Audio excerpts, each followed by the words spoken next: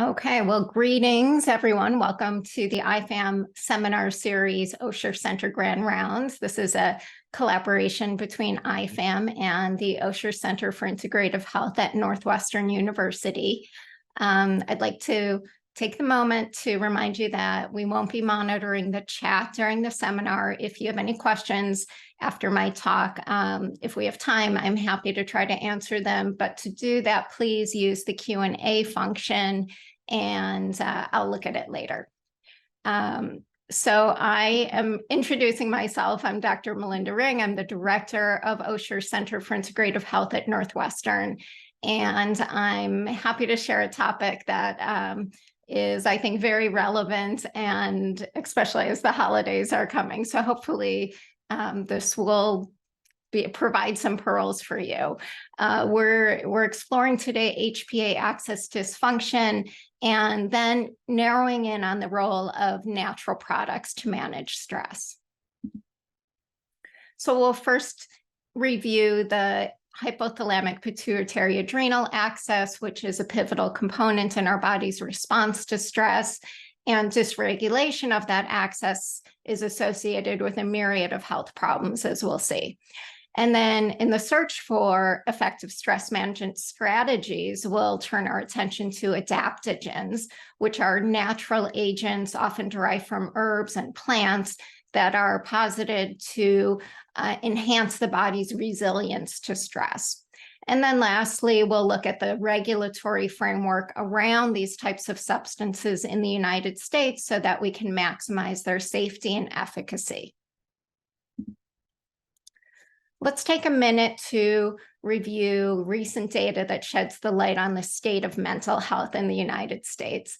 The American Psychological Association monthly survey called Healthy Minds Monthly tracks mental health issues among a representative sample of American adults.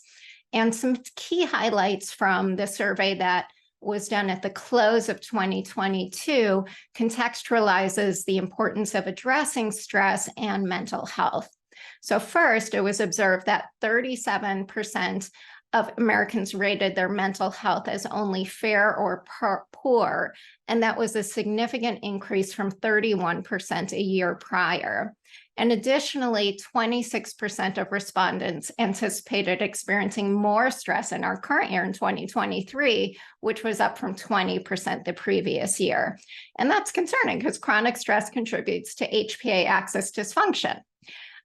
You can see here some of the specific areas of anxiety. The ones that are in red are the ones that had some increase. So personal finances, just general uncertainty, physical and mental health, and relationships. All of these were sources of anxiety increased from the previous year. The story of stress and its effects on our health can be traced back to the origins of experimental medicine. In the 19th century, French physiologist Claude Bernard proposed an idea that's fundamental to our understanding of biology. And that is that to survive, our bodies have to maintain a stable internal environment. Then we fast forward to the 20th century, and Walter Cannon further refined that idea by introducing the concept of homeostasis. The word homeostasis is derived from the Greek words homeo, which means similar, and stasis, which means standing still. So together, homeostasis literally means staying the same. And the term just encapsulates how our bodies work to maintain that steady, balanced internal state, adjusting and readjusting as needed to keep everything in harmony no matter what life throws at us. So to understand homeostasis, imagine you're a master conductor leading a world-class symphony orchestra, and every musician and every instrument has a vital role to play. There's a harmony filling the concert hall. It's the result of precise tuning and timing and team effort. And even if one instrument is off, the entire performance can be affected. Now imagine your body as that orchestra with billions of cells as the musicians, each playing a crucial role. Homeostasis is the conductor, ensuring that everything is working in harmony, maintaining balance and stability. So, for instance, when you're exercising, like running in a race, your body temperature starts to rise, and your body, or should we say the conductor, recognizes a change and triggers sweat production to cool you down, just as if a conductor of an orchestra lowered the tempo of a song. So then when our body temperature gets back to normal, you stop sweating. That's basically homeostasis in action. But what happens if something goes wrong? What happens if a cello player suddenly decides to stand up and play a solo in the middle of a symphony? That's like when you're sick and your body temperature rises, causing a fever. In this case, homeostasis has to work really hard and bring the system back to normal, just like a conductor reeling that cello player back in line with the rest of the orchestra. And this is just a complex dynamic process in how our body adapts to our environment to keep us healthy and functioning. Now, if we imagine an unexpected guest conductor showing up named Stress, they take the stage, they have a very different style. They want more energy, more intensity from our orchestra. And under the guidance of stress, some sections of the orchestra, like the adrenal glands or the brass section, start to play more loudly. They start releasing stress hormones like cortisol and adrenaline, which then increase heart rate and blood pressure, sending more blood to our muscles and our critical organs. The body's on high alert. We oftentimes call this the fight or flight response. And initially, this isn't a problem. In fact, it's helpful if we're in a dangerous situation. Just like an orchestra can play a fast, intense symphony, our body can handle short periods of stress. But problems arise if this guest conductor, Stress, doesn't leave the stage and this fast-paced symphony just continues for too long. Then the orchestra players, or in our body's case, our cells and organs, start to wear out. They just can't keep up the intensity. They are playing too hard for too long. Now, the term stress, as we understand it today, was popularized by Hans Selye in a landmark 1936 study that was called A Syndrome Produced by Diverse Noxious Agents. And he used stress to represent the nonspecific responses our body has to any kinds of demands. You may have seen this. This is the general adaptation syndrome model, and it aims to illustrate our body, or like the orchestra, response to that conductor cue of stress. So we're in good health, homeostasis, but then there's an alarm stage when stress first hits. That's the fight or flight part. Then we move into the resistance stage, where our body tries to adapt and combat the stressor. The body's resources are mobilized and our functions seem to normalize, although the stress hormones are still playing their loud tune. Then we reach the exhaustion phase. If we have an extended battle against stress, our body's resources, just like a tired army, starts to deplete. And this manifests as fatigue, lowered resistance to stress, and in some cases, a heightened vulnerability to illness. This is when the music begins to fade, the conductor takes a bow, and then the orchestra is left in need of rest and recuperation. But of course, we need to remember stress isn't all bad. The Yerkes-Dodson law describes the relationship between stress and performance as an inverted U-shaped curve. Performance tends to improve as stress levels increase up to a certain point. Those low to moderate levels of stress can help us have heightened alertness and focus, and that can positively impact performance. That arousal enhances motivation and concentration and helps us complete tasks. But there's a tipping point, that's that dotted line, when the stress levels surpass the optimal threshold, and then performance starts to deteriorate. Excessive stress leads to cognitive overload, anxiety, impaired decision-making. The body may struggle to keep up, and that results in fatigue and eventually what we think of as burnout.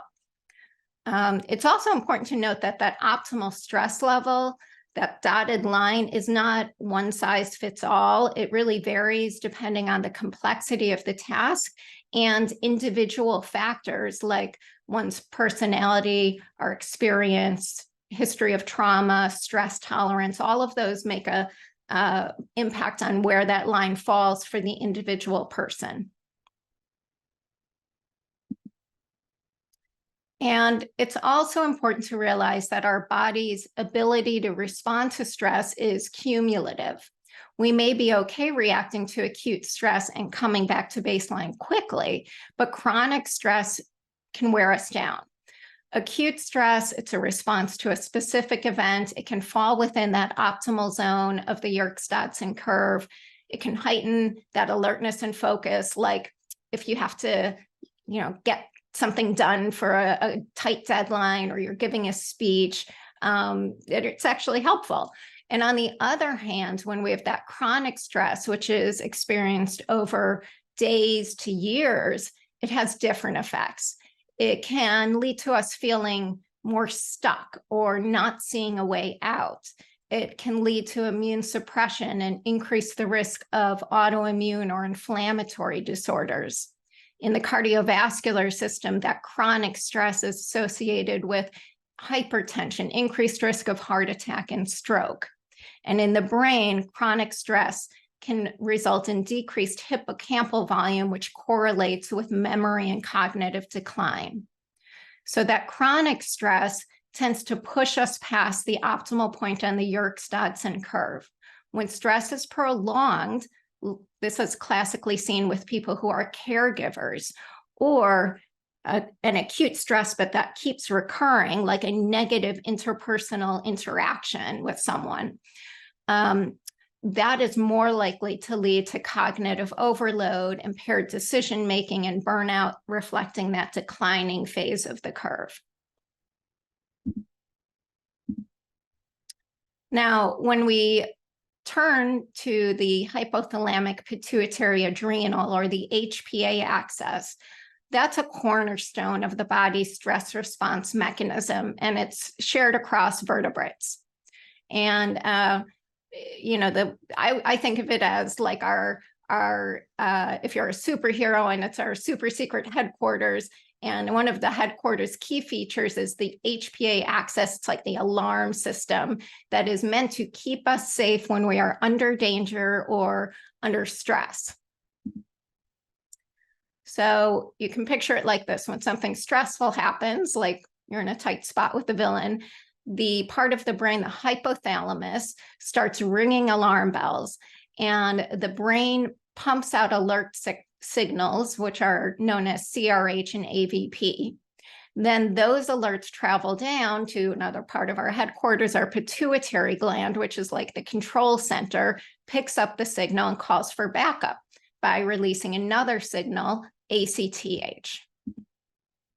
The backup signal then reaches the body's defense factory, our adrenal cortex, which starts churning out the substance, which is like our very own superpower, cortisol. And the cortisol is so useful. It keeps different parts of the body, our immune system and heart. It helps us deal with stressful situations. Now, one of the cool things about this system, this HPA axis, is that it has a built-in off switch. When the body's defense factory produced enough cortisol, it sends a message back up the line saying, okay, we've got enough backup now, you can turn off the alarms. And that stops the release of those alert and backup signals, and everything calms down and goes back. Whoop.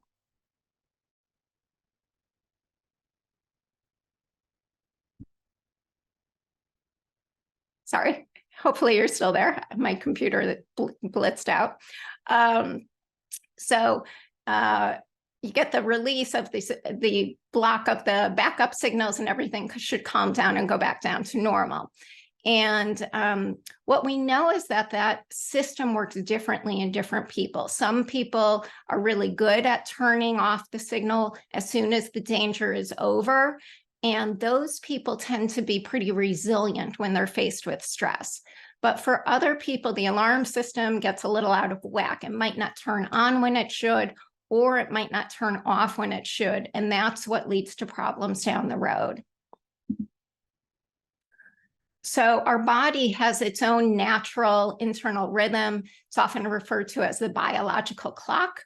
The clock operates on a 24-hour cycle, and it influences the production of cortisol, and that hormone ebbs and flows with the cycle of the day.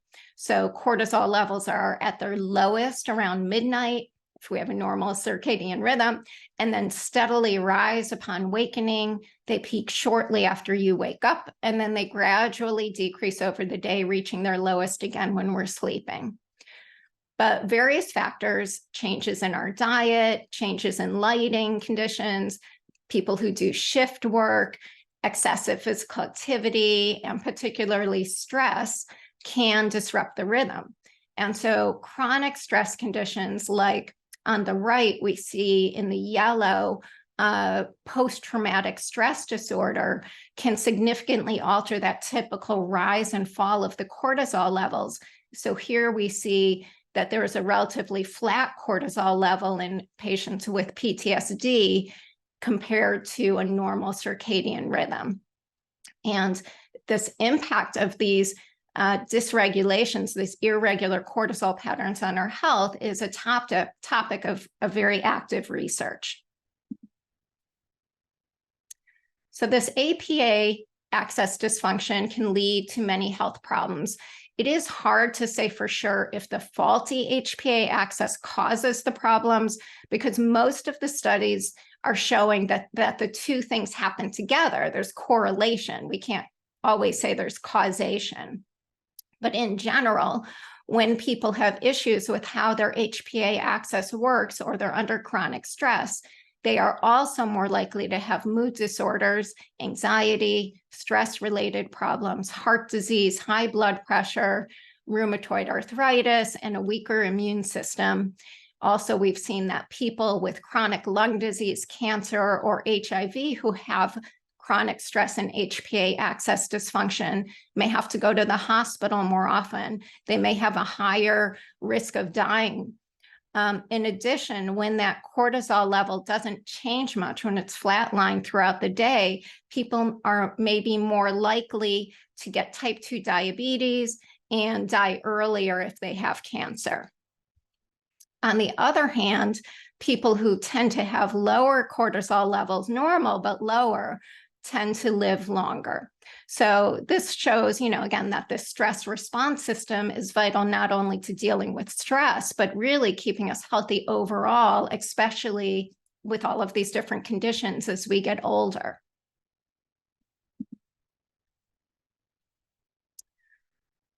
And if we have high levels of these different hormones, it's also associated with problems directly. So high levels of our catecholamines, adrenaline and noradrenaline, those primarily affect the mind and heart.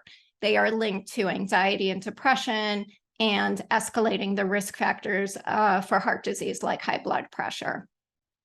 High levels of cortisol, our body's main stress hormone, can be associated with a wide range of issues. So one of the classic ones is chronic elevations of cortisol can make you put on fat, especially that dreaded belly fat, the muffin top. Chronic elevations of cortisol increases the blood pressure. It can lead to weaker muscles. It increases breakdown of our proteins. High cortisol levels can decrease bone density, suppress the immune system, make it harder to remember things. People who have chronic stress oftentimes say that they can't remember things as well as they used to. Plus, it can raise blood sugar levels and make you feel depressed. So in short, if these hormones are high for a long time, they can negatively impact both mental and physical health.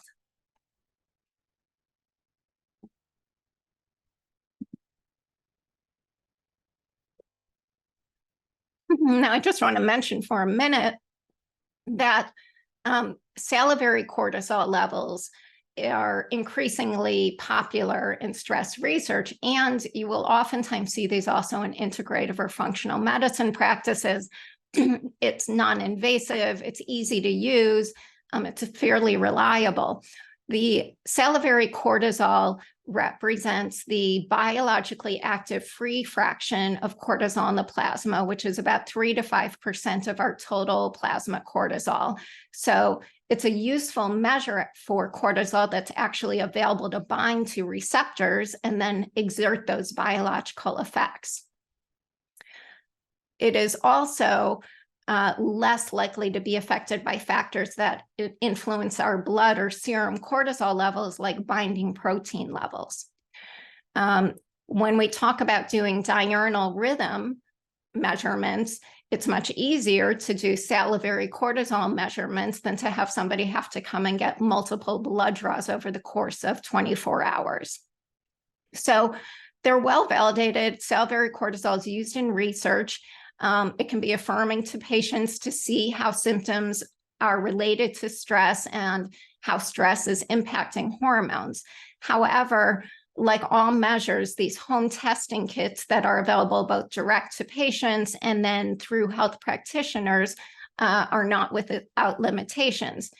They get affected by many, many different things, circadian rhythms. You have to make sure it's collected at the right time. Because these levels are impacted by stress, can vary from day to day, can be impacted by what you eat, by when you exercise, by medical conditions.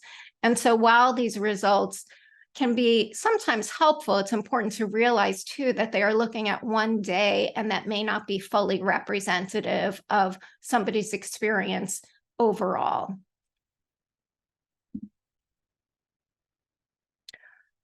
Now, to effectively deal with stress, we need a well-rounded approach. Mind-body practices like meditation and yoga help relax and clear our mind. Regular exercise can lift our mood by getting those feel-good endorphins up. Relationships, we know there's a loneliness epidemic. Having strong relationships with family and friends can help. They can provide emotional support, give a sense of belonging, which makes it easier to handle the day-to-day stress. Eating a diet that's full of foods to help reduce stress is important, and making sure that you get adequate, good quality sleep also can lessen the effects of long-term stress. So, these are all part of how I address my patients who come to me who have chronic stress. And they are my first-line strategies. But I do want to switch now to talk about natural products. Because an increasing number of individuals are turning to natural products as allies in managing stress. There's two major areas. We have our vitamins and minerals, and we have adaptogens. And today we're going to focus on adaptogens, which are these herbs that are purported to have a rejuvenating power that help the body adapt to various stressors, both acute and chronic. So what are adaptogens? Adaptogens are a type of plant that have been used for hundreds of years, especially in Chinese and Indian traditional medicine. They were used traditionally because they were believed to help people live longer and feel more energetic. The modern scientific study of adaptogens began during World War II. A Russian scientist named Dr. Nikolai Lazarev was asked to study the performance-enhancing drugs that were being used by soldiers.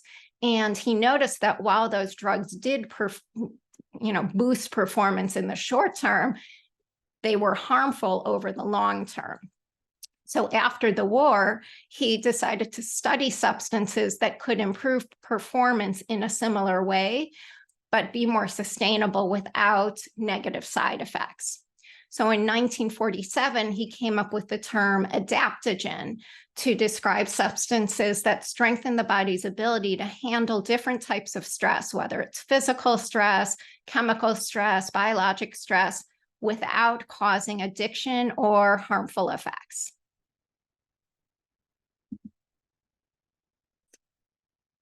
Now, in the 1960s, then, a scientist, Dr. Israel Breckman, took a closer look at adaptogens, and he created this definition that's still used for the most part today, and said that there are these three important defining features of these herbs.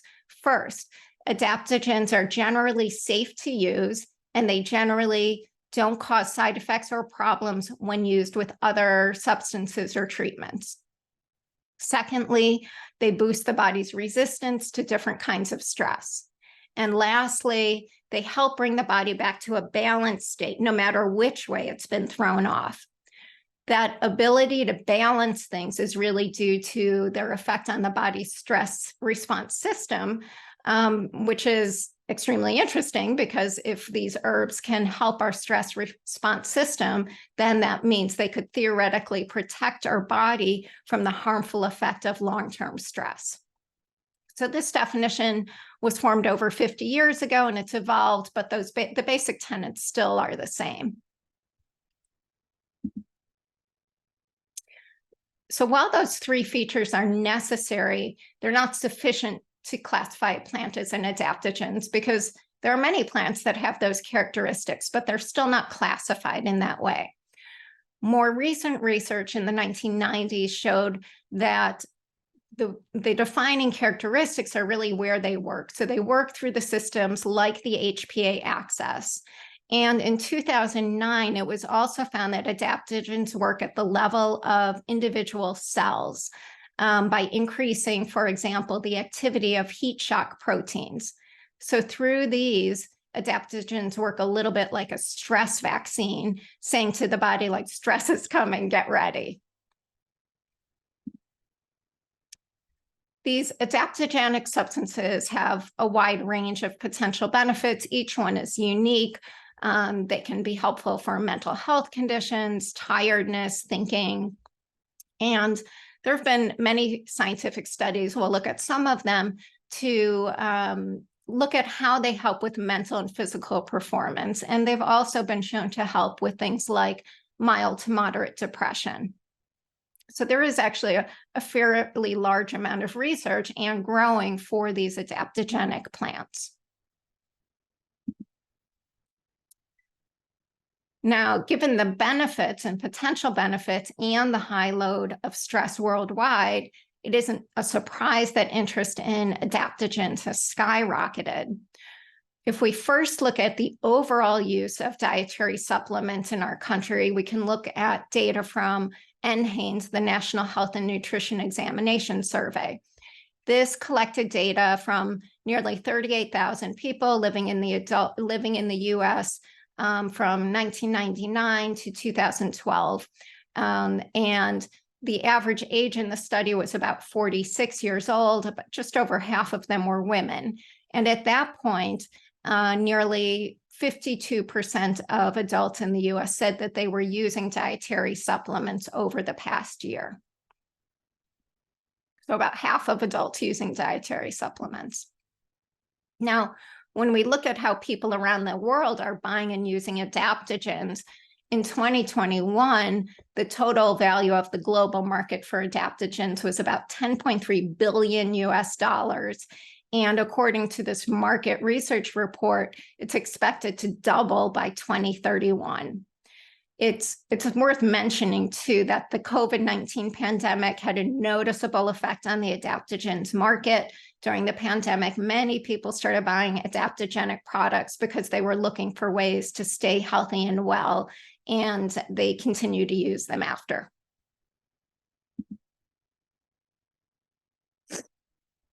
Now, while the list of substances classified as adaptogens is extensive, only a select group of herbs have been substantially researched, providing evidence for those adaptogenic properties. And you can see those here. There's Asian ginseng, Panax ginseng, American ginseng, or Panax quinquefolius, ashwagandha, Withania somnifera, Eleuthero, schizandra, rhodiola, shilajit, licorice, I'm drinking licorice tea right now, shatavari, reishi, and holy basil, which is also known as tulsi. But today, we can't go through all of them, so let's delve into the properties and the benefits of three of the more prominent ones: Asian ginseng, ashwagandha, and rhodiola. Okay, so Asian ginseng. Asian ginseng is a well-known remedy in China and traditional Chinese medicine, used for over 5,000 years. Scientifically, it's known as Panax ginseng. And it has significance because it was really considered the model and the inspiration for this whole category of adaptogens. It is shown that at higher doses, it has stimulating effects similar to the wartime drugs, but with that added benefit of promoting health. So traditionally, ginseng's used to boost energy, recover from illness, strengthen the elderly or those who are weak or depleted. Athletes may use it to build strength, and it's actually used in Chinese hospitals to treat conditions like shock and chronic illness. From an herbalist perspective, ginseng is stimulating and warm, so it's best for people who have a lack of energy.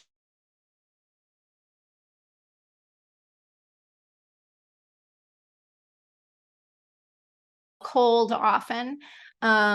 It's used more often for chronic issues rather than acute illnesses. And the primary constituents are chemicals that are known as ginsenosides. It's generally tolerated for I want to make sure, are you guys able to see? I'm going to stop share and reshare.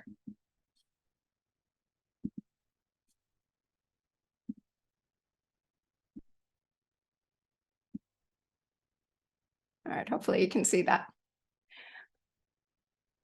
Looks good. It is generally well tolerated and studied for at least 6 months of use. It does have possible hormone-like effects, which could be harmful with longer-term use. The most common side effect is insomnia, and there have been some rare instances of things like severe rash, liver damage, and allergic reactions. Asian ginseng is not recommended during pregnancy or for infants or children. And it's also important with all of these adaptogens that can have an effect on the immune system to realize that they may be contraindicated in people who have an autoimmune disease. And then for ginseng, also some possible interaction with bleeding disorders or with other medications.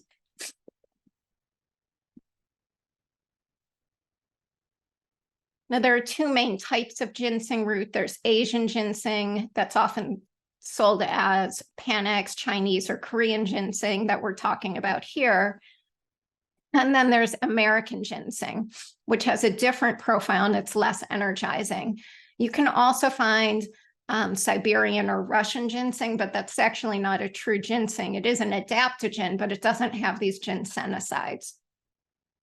Another important factor when choosing products is that Asian ginseng is processed in different ways, and each of those different ways will lead to different quantities of active ingredients. So white ginseng is the most common one that we'll see on the market. It's just simply dried, while some of the other ones get steamed, cured, and then dried.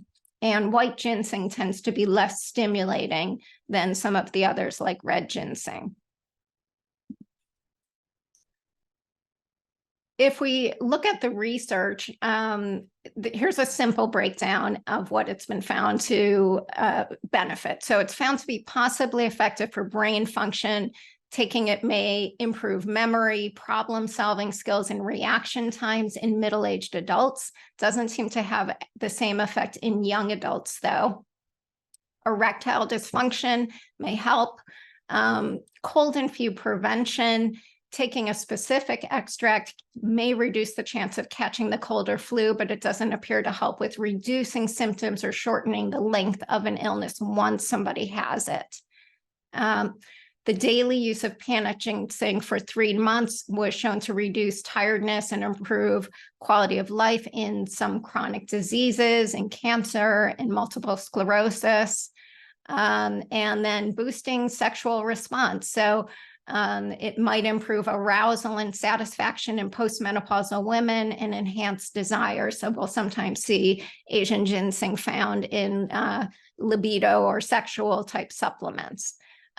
It does not seem to actually work, even though it's sometimes recommended for this or promoted for this for athletic performance. So that wouldn't be something I would use it for. Again, the ginseng, when we look at different supplements, a lot of times you'll see standardized extracts, and they will be standardized to what is oftentimes thought to be the active ingredient, in this case, the ginsenosides or the panaxicides.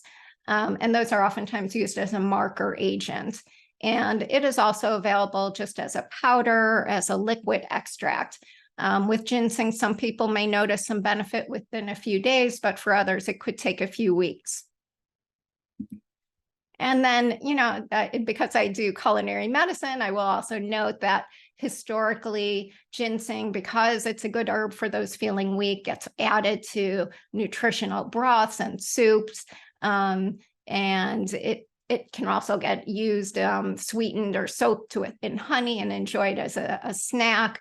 It is important to note, if you're going to use it in a culinary way, that you have to be careful buying powdered ginseng, because it's often not of the best quality or it's not fresh. So just be sure that you're getting an organic source that can confirm how the ginseng was actually processed.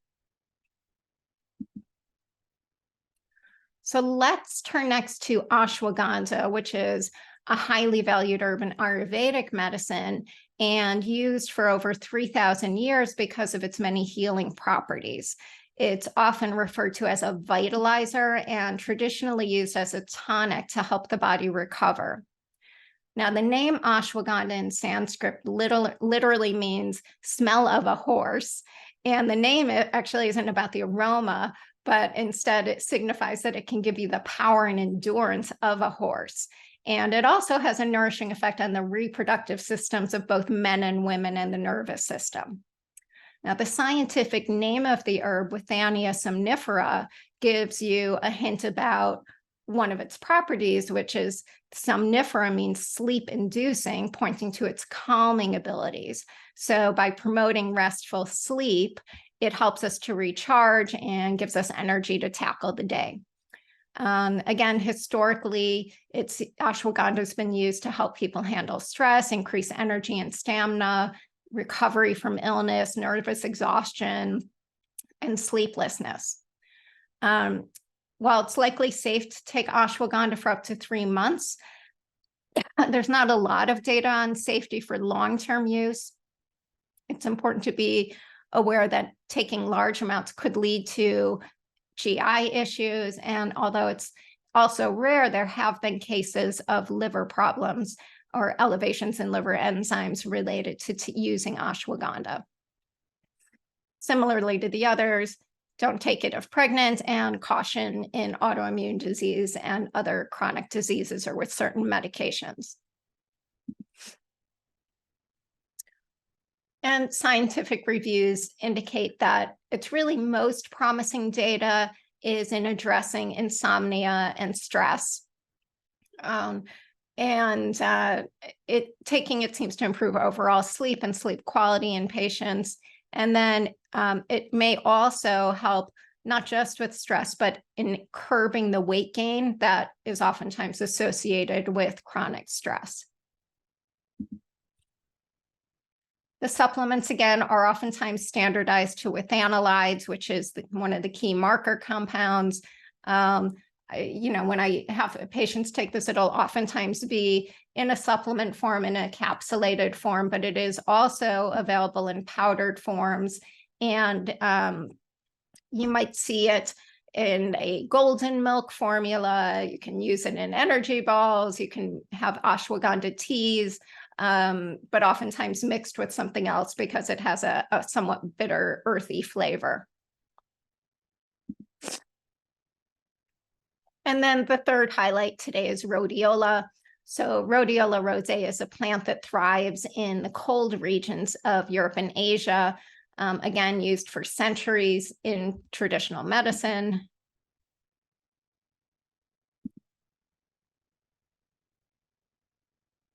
I realized I lost the screen again.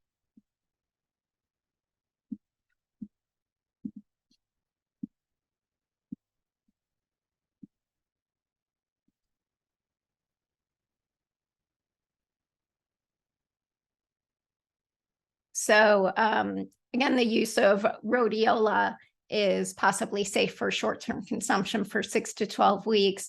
There may be some side effects like dizziness, dry mouth, excess saliva, and not a lot of data on long-term safety of rhodiola.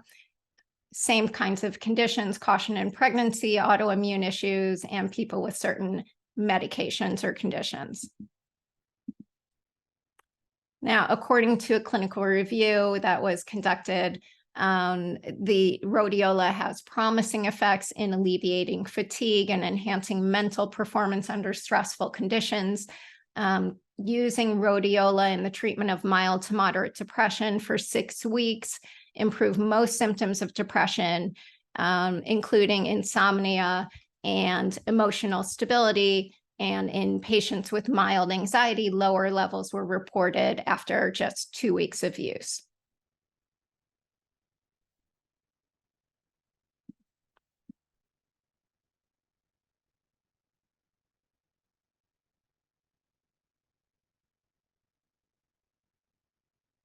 Daily doses are typically in the 200 to 680 milligrams per extract, and they oftentimes get standardized.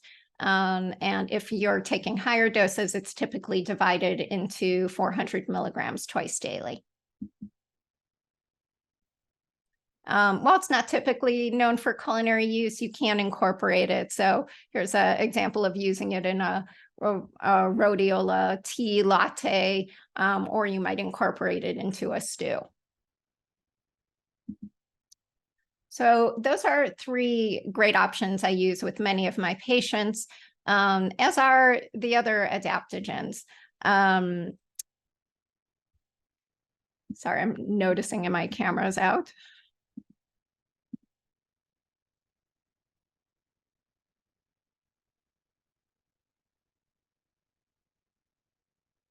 We'll get a different view. Okay.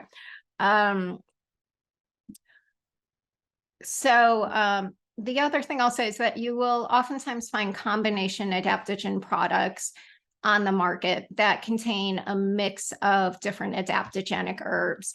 And these products aim to provide kind of a mix of different benefits because each of the herbs that is in it has a different property. And the thought is they may help support the body's stress response in different ways. However, when we look at some of these combination products, we do have to wonder about some of the downsides of them. So for example, because there may be varying concentrations of each adaptogen, it can be hard to pinpoint which herb is responsible for observed effects or if it's a combined effect. It's also possible for herbs to interact with each other. That might lead to an unexpected outcome. So while those stress support supplements could be helpful for some people, for others, they might not be as effective, and I may prefer to do just a single agent type of supplement. You will also see on the market adrenal extracts or adrenal cortex. So these are derived from the adrenal glands of animals, oftentimes cows or pigs. And, again, why are they used? Some believe that those extracts support the adrenal function and help the body cope with stress. However, there's very limited evidence supporting those benefits. And in fact, using these adrenal extracts could pose health risks. So studies have shown that these adrenal extracts can be adulterated with steroids, leading to overstimulation. And there's even been reports of infection or exposure to disease from the source animal. So for this reason, I don't like when people use these adrenal extracts. I would rather have adaptogenic herbs, or if somebody needs a steroid, I would rather give them a steroid and know what dose they're taking. So in the remaining time, let's consider how adaptogens and their natural products can be used to their best benefit. So when thinking about adding dietary supplements to your routine or to that of a patient, there's three crucial questions that I ask. The first is it safe? The second, is there evidence that it may work?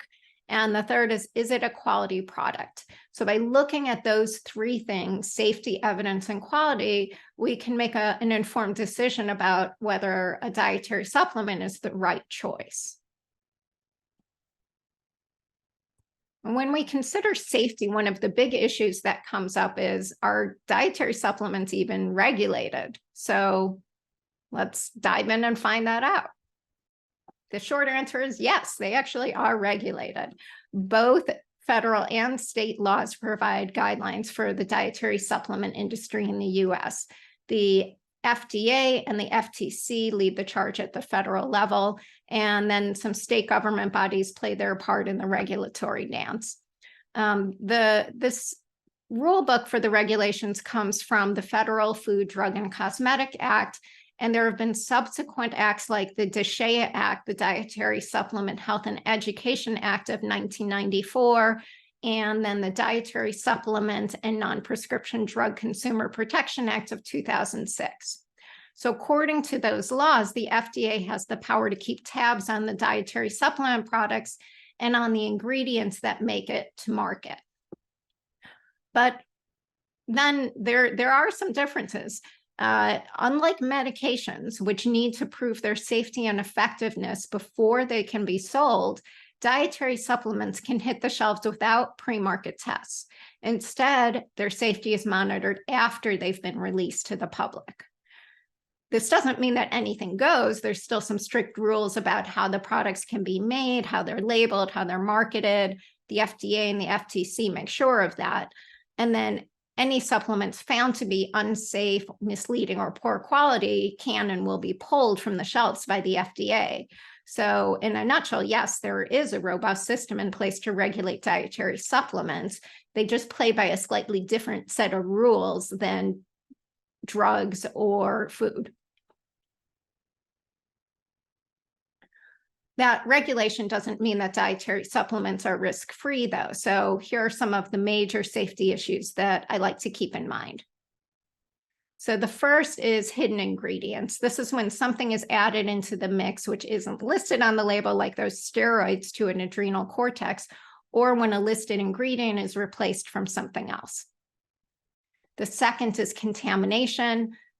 Sometimes they accidentally contain things like heavy metals from soil, pesticides, or even bacteria.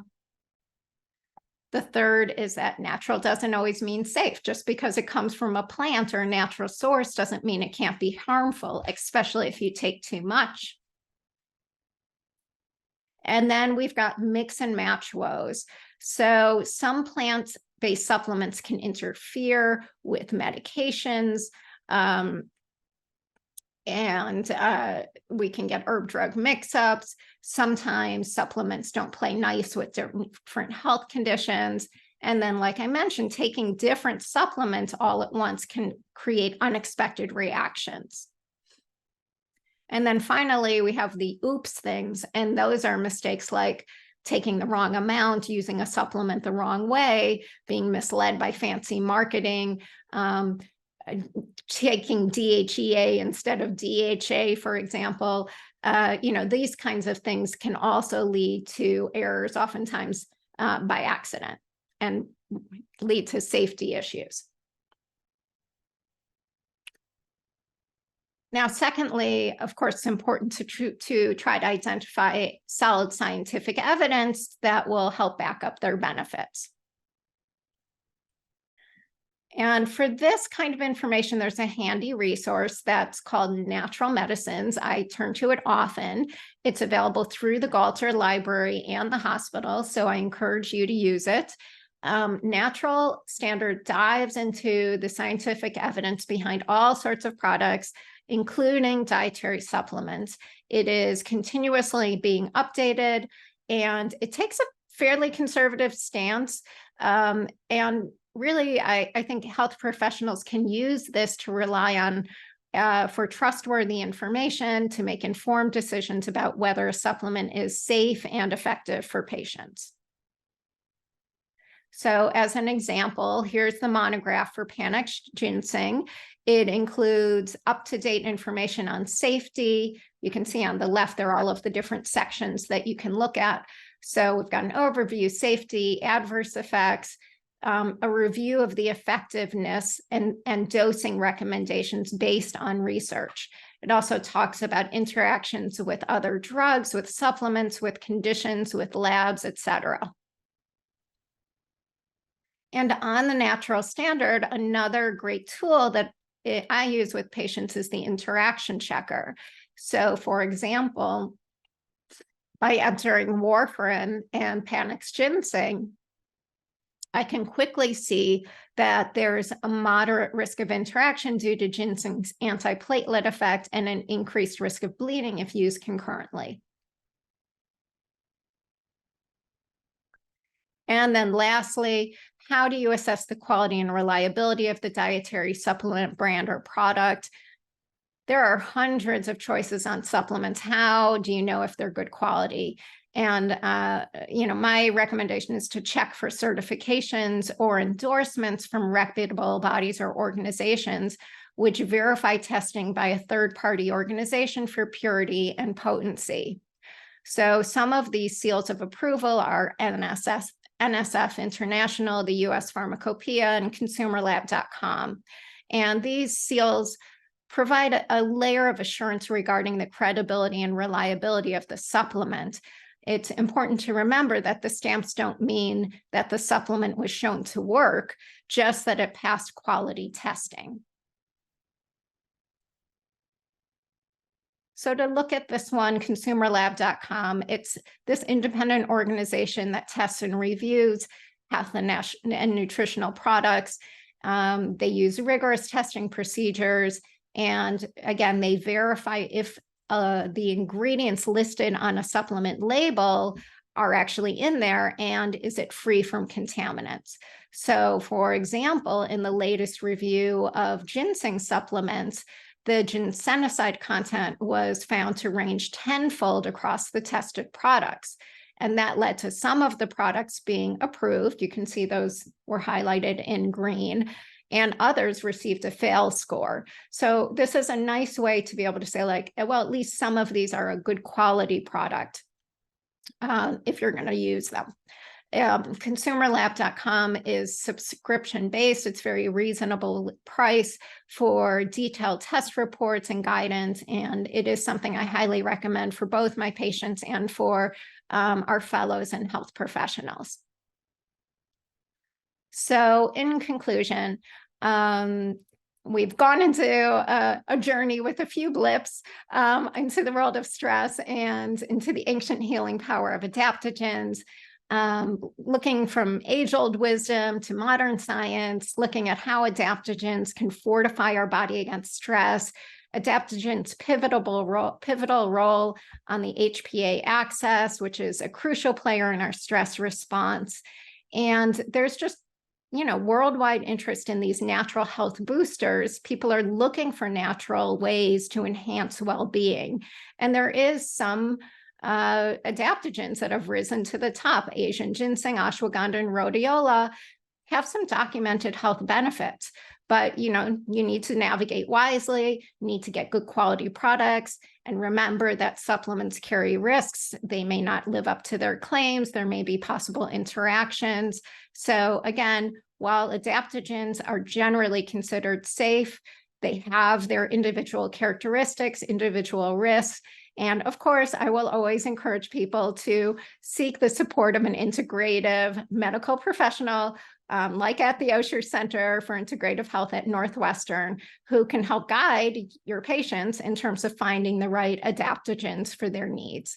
So remember, adaptogens have exciting promise, but like anything, any powerful tool, to remember, important to use them wisely to maximize their benefits and minimize risks. Thank you. Okay, I know we only have a couple minutes. I'm going to unshare and see if I can see some of the questions here.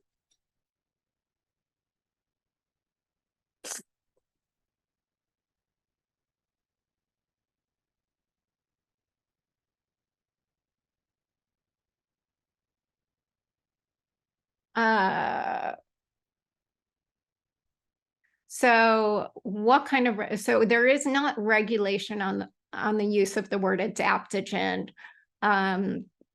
It is best, and the question is, if a company uses it to describe their product, can you be sure it fits the official definition? No, it's, it's best to know what adaptogenic herbs are and then focus on those. But again, just because something says adaptogen, it doesn't mean it's safe. Licorice root has a much more different effect than ashwagandha. And so knowing which one is right for you is important. Ashwagandha, I don't think is okay for nursing mothers. I think it should be used cautiously. Someone asked, is it safe to use them 3 months on, 3 months off? Yes, a lot of times there is some recommendation for people to rotate the different adaptogenic herbs, almost because the body, again, adapts to the adaptogens. So I think a 3 to 6 month on, going off, and then resuming it is fine and appropriate. Is the presence concentration of claim product checked for veracity? So that is where using those labels that USP, NSF, Good Housekeeping has one also, Consumer Lab, those, when you see those seals of approval on the label, that is saying that the concentration in general it is a decent quality product. And then, it comes down to knowing what brands use reliable measures to produce and manufacture their supplements. Seeing doctors at the Osher Center is covered by insurance. Some of the services like massage, acupuncture may not be. We have chiropractic, we have health psychology, nutritionists, primary care. To whatever degree possible, we try to accept insurance, since one of our missions is to make integrative health accessible for everybody. The difference between an integrative practitioner and functional medicine. Functional medicine oftentimes looks at root causes of disease, and which is part of integrative medicine also, but integrative medicine is really a more holistic approach of treating, looking at the whole person, looking at all possible healing modalities to help that person, both from conventional biomedicine and from other healing traditions. Functional medicine is similar, and in fact, I think the two have overlapped so much that sometimes they're synonymous. Like I'm a fellowship trained in integrative medicine, but also certified in functional medicine. What many people associate functional medicine with is doing those tests, kind of like that salivary test that I showed you, with that idea of, can we look at root causes of disease, like imbalances in the gut microbiome or hormone imbalances, nutrient deficiencies.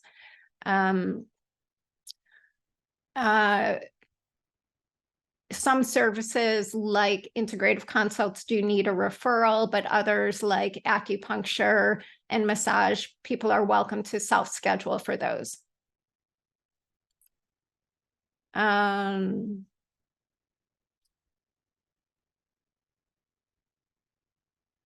the cognitive issues resolve once stress decreases and maintained at a lower level?